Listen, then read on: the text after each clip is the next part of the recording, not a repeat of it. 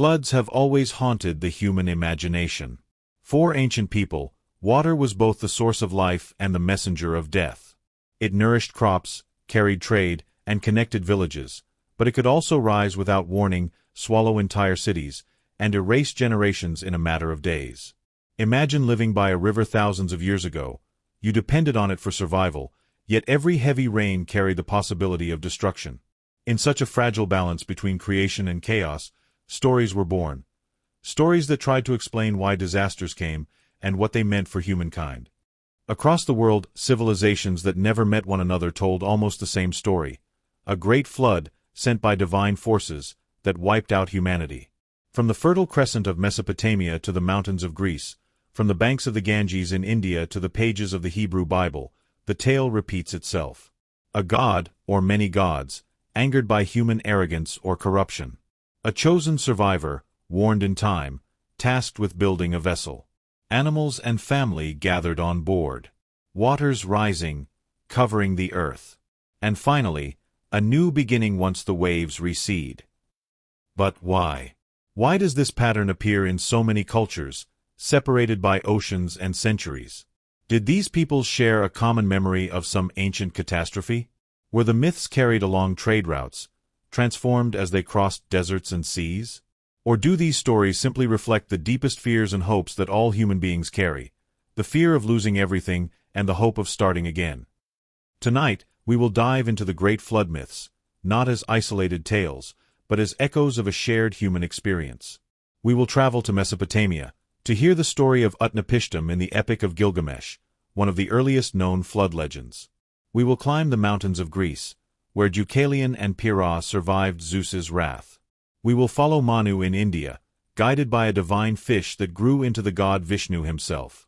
And we will step into the Ark of Noah, a story that shaped billions of lives through the Bible. By the end, we will not only have compared four powerful myths, but also uncovered what they reveal about humanity's relationship with nature, with the divine, and with itself. Before we explore the great flood myths themselves, we need to understand the world in which they were born.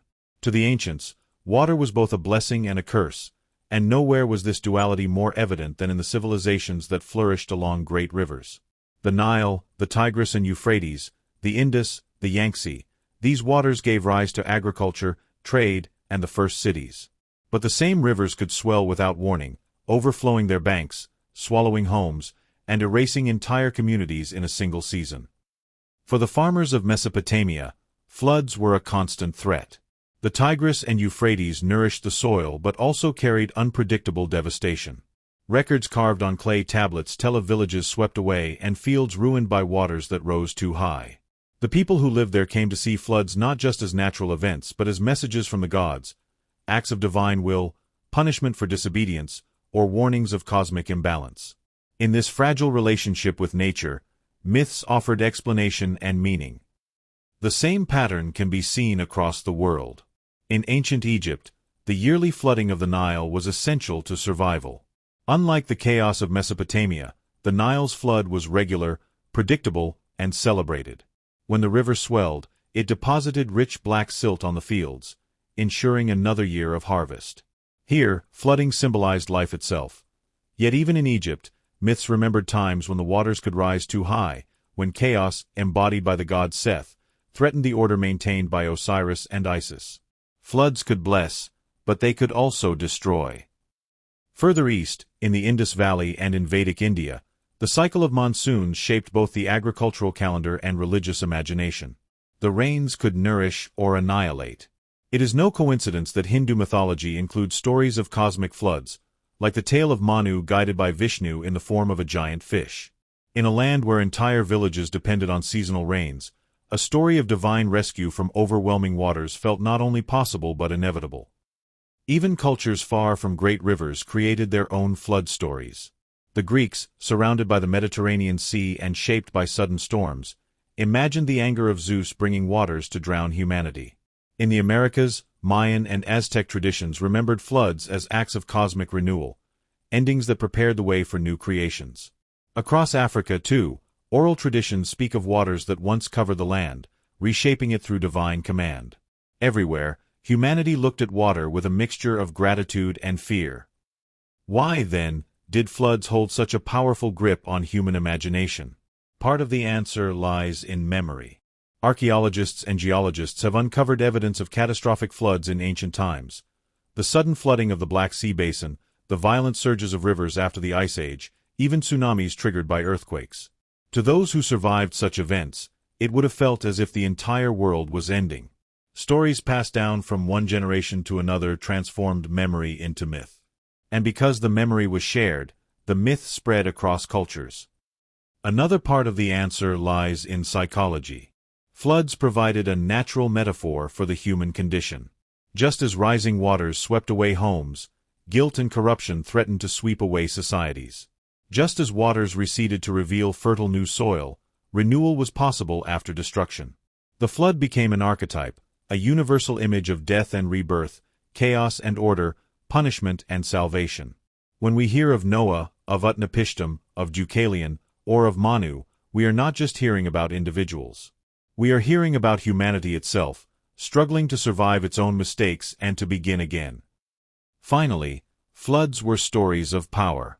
To control water was to control life. Kings and priests used flood myths to explain their authority. If the gods commanded a flood, then the ruler who offered sacrifices or built temples was the one who kept the waters at bay. In this way, myths were not just explanations of natural events but instruments of political and religious order. The flood reminded people that they were at the mercy of higher powers, divine or human. With this context in mind, the flood myths we are about to explore take on new depth. They are not random tales. They are windows into the fears, memories, and hopes of ancient civilizations. They tell us how people understood nature, how they explained suffering, and how they found meaning in survival. And though thousands of years have passed, the message remains familiar.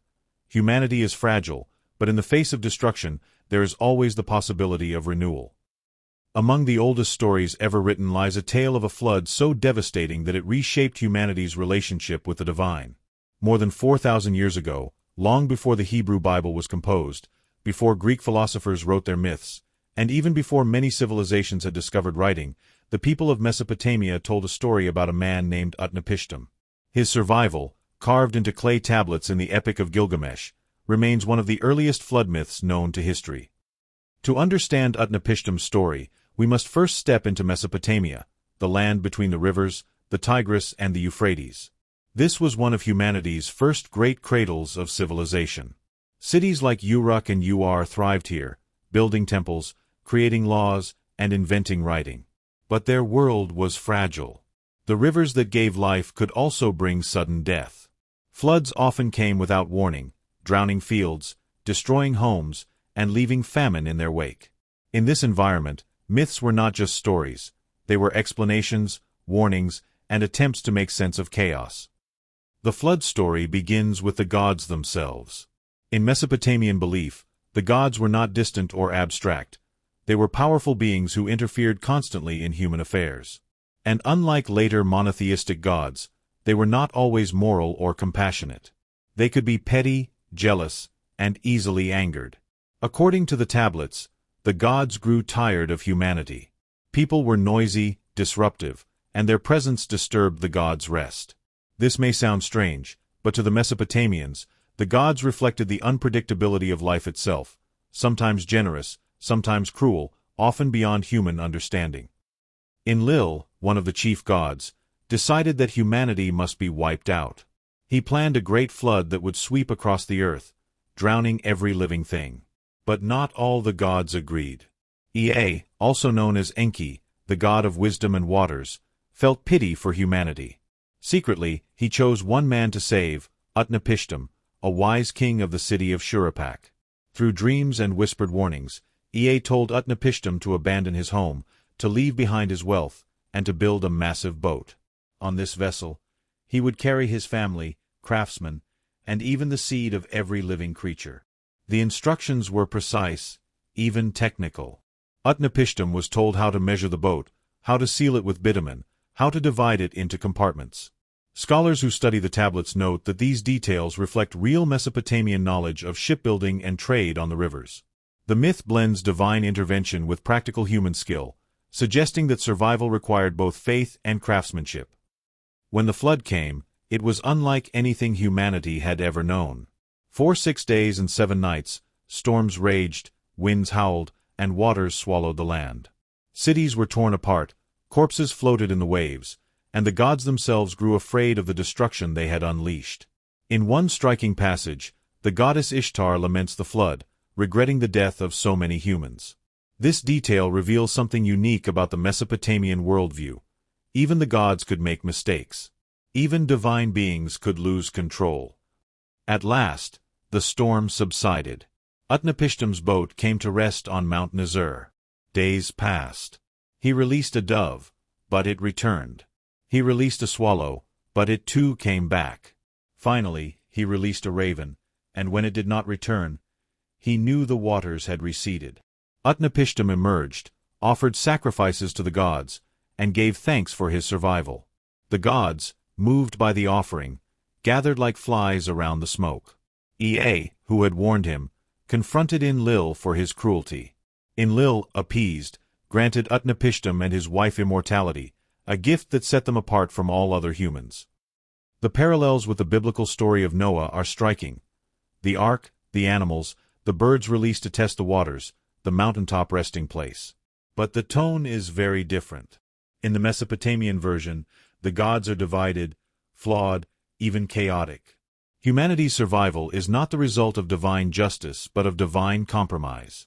And Utnapishtim is not chosen for his righteousness, as Noah will later be, but because one god chose to whisper a warning. The flood here is less about morality and more about the unpredictable will of cosmic forces. What does this myth tell us about Mesopotamian culture? It reveals a worldview shaped by uncertainty.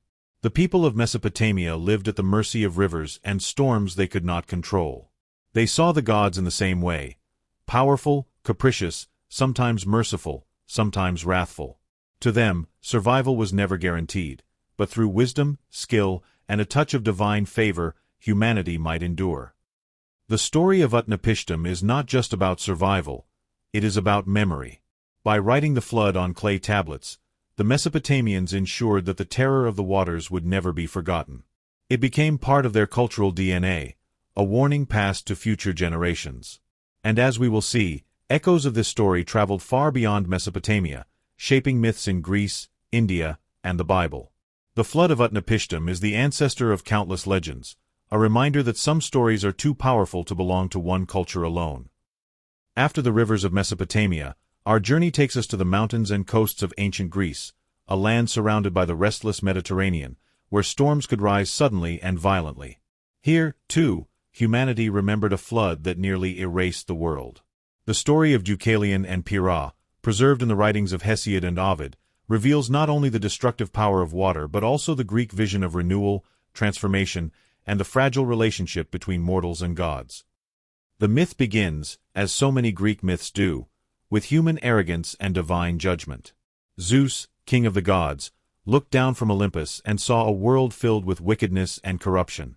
Humanity, he decided, had become violent, impious, and unworthy of survival. In some versions, the spark of his anger came from the deeds of King Lycaon of Arcadia, who attempted to deceive Zeus by serving him a meal of human flesh. Outraged, Zeus destroyed Lycaon and his house, but his fury extended far beyond a single man. If one king could be so corrupt, what of the rest of humanity? The time had come to cleanse the earth. Unlike the Mesopotamian gods, who were divided in their decisions, Zeus acted with absolute authority. He summoned the clouds, unleashed torrential rains, and called upon Poseidon, god of the sea, to shatter the land with waves. Rivers overflowed, valleys drowned, and entire cities vanished beneath the waters. The storm lasted for days, with no pause for dawn or nightfall, until the world was swallowed by a single ocean. Mountains became islands, forests disappeared, and humankind was reduced to silence. Yet, amid this chaos, two figures were spared. Deucalion, son of Prometheus, the titan who had gifted fire to humanity, was warned of the coming disaster. Prometheus, ever the ally of mortals, whispered to his son that a great flood was approaching. Together with his wife, Pyrrha, daughter of Epimetheus and Pandora, Deucalion built a chest or small ark. Unlike the massive vessels described in Mesopotamia or the Bible, This was no great ship but a humble container, just large enough for two. Still, it carried them safely as the waters rose and covered the world. For 9 days and 9 nights, Deucalion and Pyrrha drifted across a boundless sea, their tiny vessel tossed by waves. They saw no land, no other survivors, only water stretching into infinity. Finally, the currents carried them to the slopes of Mount Parnassus, near Delphi, where the ark came to rest. As the floodwaters receded, the world lay empty. Humanity had been destroyed, and the earth was silent except for the cries of birds returning to the sky. The survival of two posed a new question. How could life begin again? Unlike Utnapishtim, who carried animals and craftsmen, or Noah, who brought pairs of every creature, Deucalion and Pyrrha had only themselves. Their despair was great, until they sought guidance from the gods. They approached the oracle of Themis, goddess of divine law and prophecy. Her words were cryptic, as oracles often were: "Cover your heads, and throw the bones of your mother behind you." Confused, the couple debated the meaning. Could the goddess truly be asking them to desecrate their mother's grave? But Pyrrha, thoughtful and wise, realized the riddle. The mother was Gaia, the earth itself, and her bones were the stones scattered across the ground. Following the command, they covered their heads, picked up stones, and threw them behind their backs. And as the stones struck the earth, they transformed. Those cast by Deucalion became men, and those cast by Pyrrha became women. From grief and rubble, humanity was reborn. The myth of Deucalion and Pyrrha stands apart from other flood stories.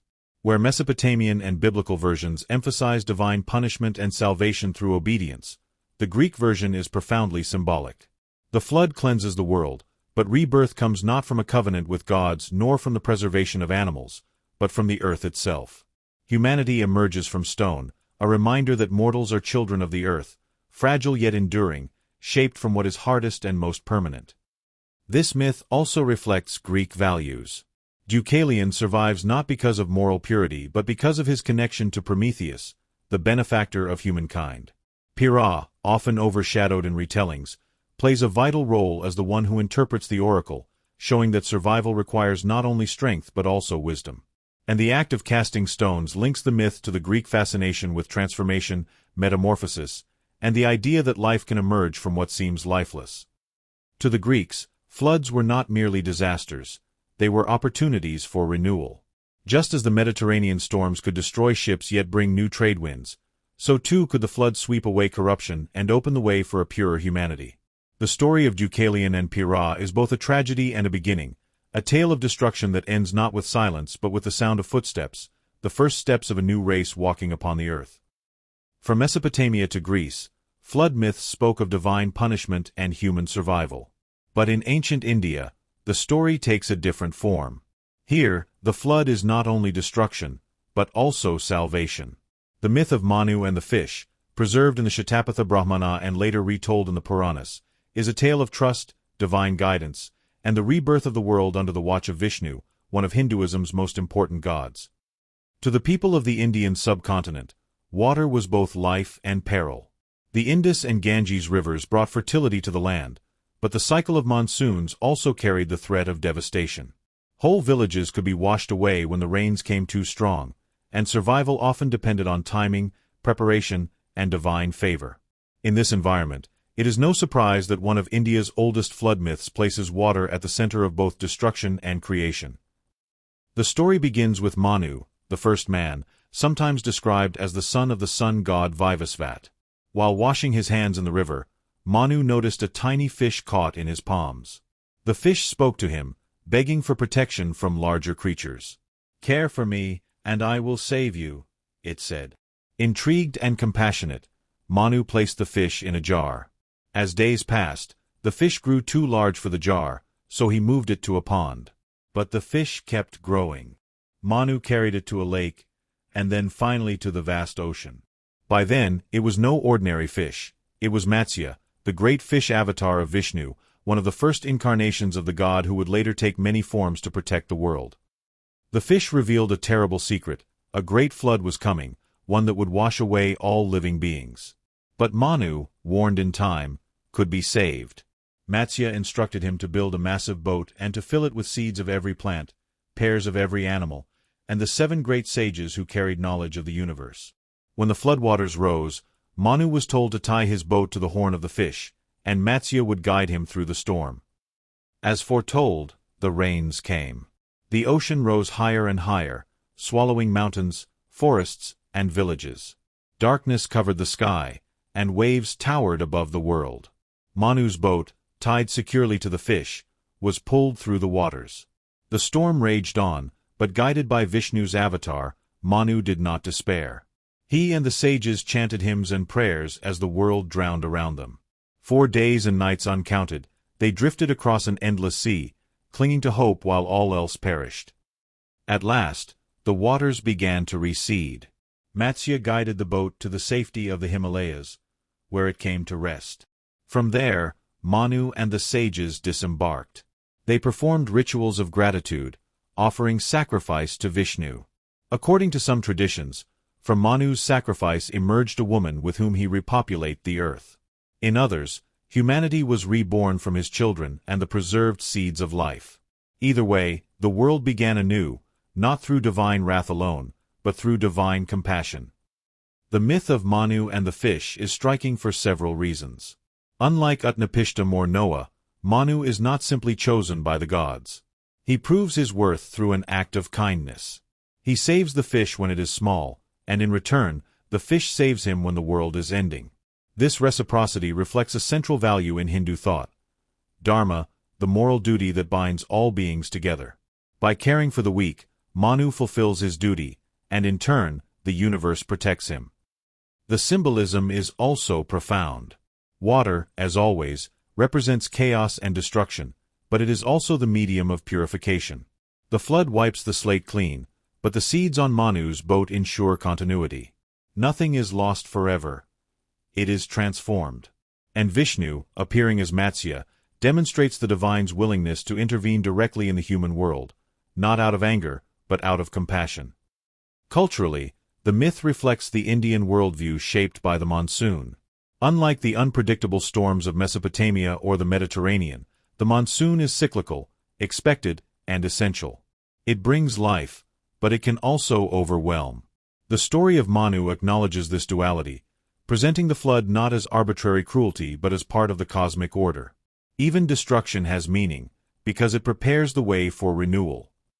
In the end, the tale of Manu and the fish reminds us that floods are not only stories of punishment. They can also be stories of trust, duty, and compassion. Through a simple act, saving a tiny fish, humanity was saved. And through divine guidance, the world was born again. Of all flood myths, this one is perhaps the most hopeful, a vision not of gods angry with humanity, but of a God who descends into the waters to save it. Of all the flood stories in the world, none has shaped culture, religion, and imagination more deeply than the biblical account of Noah's Arkansas preserved in the book of Genesis. This story has been read, retold, and reinterpreted for thousands of years. To billions, it is not only myth, but sacred history. And yet, when placed alongside the Mesopotamian and Greek accounts, we see both striking similarities and profound differences. Noah's Ark is at once part of an ancient tradition of flood myths and a unique expression of Hebrew faith. The biblical narrative begins not with noise, as in Mesopotamia, nor with a single corrupt king, as in Greece, but with morality. Humanity, we are told, had become corrupt, violent, and filled with wickedness. The earth was no longer the good creation described at the beginning of Genesis, but a place of bloodshed and injustice. God, not one among many, but the sole Creator, looked upon this world with grief. The text emphasizes that God's heart was deeply troubled, suggesting sorrow rather than capricious anger. Yet the decision was firm: humanity must be judged, and the world cleansed. Amid this corruption, one man stood apart. Noah, described as righteous and blameless in his generation, walked faithfully with God. Unlike Utnapishtim, chosen by a whisper of one sympathetic deity, Noah was chosen for his character. He was not perfect, but he sought to live in harmony with the divine. For this reason, God revealed to him a plan that would both destroy and preserve. The instructions for the ark are remarkably detailed. Noah was told to build it out of gopher wood, to coat it inside and out with pitch, and to make it 300 cubits long, 50 cubits wide, and 30 cubits high, dimensions roughly comparable to a modern cargo ship. The ark was to have 3 decks and a roof, with space for Noah's family and for animals of every kind, male and female. The specificity gives the story a sense of historical concreteness, as if this were not just myth but a recorded event. Noah obeyed. He gathered his wife, his 3 sons, Shem, Ham, and Japheth, and their wives. He collected animals, birds, and creeping things, a pair of each, and in some versions 7 pairs of the clean animals suitable for sacrifice. When all was ready, the rains began. For 40 days and 40 nights, water poured from the heavens, while the fountains of the deep burst open beneath the earth. The image is apocalyptic, chaos not only above but also below, as if creation itself had been torn apart. The waters rose higher and higher, covering the mountains, until every living thing outside the ark was swept away. The world was reduced to silence, broken only by the sound of waves and the cries of animals inside the wooden vessel. Unlike the Mesopotamian tale, where even the gods trembled at the destruction, here there is only one God, sovereign and unshaken, carrying out judgment according to his will. After 150 days, the waters began to recede. The ark came to rest upon the mountains of Ararat. Noah waited, sending out a raven, which flew back and forth. Then he released a dove, but it found no place to land and returned. A week later he released the dove again, and it returned with an olive leaf in its beak, a sign of life renewed. At last, when the dove did not return, Noah knew the earth was dry. When Noah stepped out of the ark, his first act was worship. He built an altar and offered sacrifices from the clean animals he had preserved. The smoke rose to heaven, and God declared that never again would he destroy all life with a flood. As a sign of this covenant, he set the rainbow in the sky, a symbol of mercy, a bridge between heaven and earth, a reminder of the balance between justice and compassion. The theological message of Noah's Ark is clear. Unlike the chaotic gods of Mesopotamia or the punitive Zeus of Greece, the God of the Hebrews is portrayed as moral, purposeful, and bound by covenant. The flood is not random. It is a judgment on corruption. Salvation comes not through cleverness or riddles, but through faith and obedience. The ark itself becomes a symbol of divine protection, a sanctuary in the midst of cosmic chaos. And yet, the story also reveals humanity's fragility. The same waters that once gave life now erase it. The same creation that was called good now threatens to undo itself. But in the end, renewal triumphs. Life begins again, the world is repopulate, and the rainbow marks a new relationship between creator and creation. When compared to Utnapishtim, Deucalion, or Manu, Noah stands out. He is chosen for righteousness, not chance. His ark is vast and carefully planned, not a small chest or a boat tied to a fish. His God is one, not many, and his actions are guided by justice rather than whim. The similarities remind us that cultures share archetypes, but the differences reveal how each civilization understood the divine. For the Hebrews, the flood was not just a disaster but a moral drama, a stage upon which the fate of humanity was judged and redeemed. Today, the image of Noah's Ark continues to inspire, from children's books filled with animals 2 by 2 to grand theological reflections on sin and salvation. But at its core, the story remains dark, solemn, and haunting. It is the tale of a world washed clean by water, of a family adrift on endless seas, of a God who judges but also promises mercy. Like all flood myths, it speaks of destruction. But uniquely, it also speaks of covenant, a bond that, according to the text, endures to this very day. Having journeyed through Mesopotamia, Greece, India, and the Hebrew Bible, we now arrive at a crucial question. What do these stories mean when placed side by side? The flood myths of Utnapishtim, Deucalion and Pyrrha, Manu, and Noah share patterns too striking to ignore, yet each also reflects the unique values, fears, and hopes of the cultures that told them. By comparing them, we uncover not only a shared human imagination but also the diverse ways civilizations sought to explain disaster, morality, and survival. The first and most obvious similarity is the flood itself. In every account, waters rise to cover the earth, destroying nearly all life. Whether it lasts 7 days in Mesopotamia, 9 nights in Greece, countless days in India, or 40 days in the Hebrew Bible, the flood is overwhelming, total, and unstoppable. humanity faces the same fate, near extinction. Each story also introduces a chosen survivor. Utnapishtim, Deucalion, Manu, and Noah are not ordinary figures. They are singled out by the gods or by divine will, warned of the coming catastrophe, and given a chance to preserve life. In every version, survival depends not on chance but on preparation and obedience to a divine message. This archetype, the lone righteous man, the couple who endures, the protector of seeds and animals, becomes a symbol of resilience. The role of the vessel is equally universal. Whether it is Utnapishtim's massive boat sealed with bitumen, Deucalion's humble chest, Manu's ark tied to the horn of a giant fish, or Noah's colossal wooden ship, the vessel becomes a sanctuary in the midst of chaos.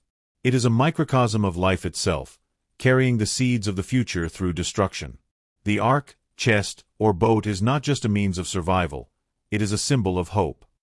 Another striking parallel is the use of birds to test the waters. Utnapishtim releases a dove, a swallow, and finally a raven.